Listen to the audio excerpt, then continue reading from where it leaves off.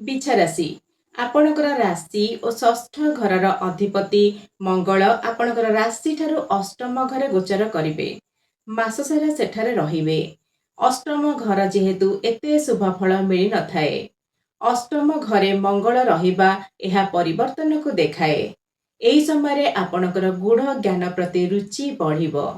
ଆପଣଙ୍କର ସ୍ୱାସ୍ଥ୍ୟ ଖରାପ ହୋଇପାରେ, ସେଥିପ୍ରତି ଧ୍ୟାନ ଦିଅନ୍ତୁ। ଆପଣଙ୍କର ଦ୍ୱିତୀୟ ଓ ପଞ୍ଚମ ଘରର ଅଧିପତି ବୃହସ୍ପତି ଆପଣଙ୍କର ଭାଗ୍ୟ ଘରେ ଉଚ୍ଚ ହୋଇ ଗୋଚର କରୁଛନ୍ତି। ଉଚ୍ଚ ଶିକ୍ଷା ପାଇଁ ଚେଷ୍ଟା କରୁଥିଲେ, ଏହି ସମୟ ଆପଣଙ୍କ ସପକ୍ଷରେ ରହିବ।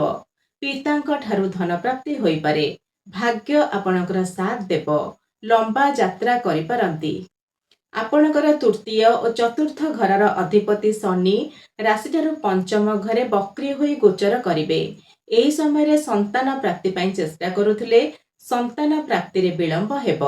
ଗାଡ଼ି, ଘର, ଭୂମି କିଣିବାକୁ ଚାହୁଁଥିଲେ, କାର୍ଯ୍ୟରେ ବିଳମ୍ବ ହେବ। ଚତୁର୍ଥ ଘରେ ରାହୁ ଅଛନ୍ତି।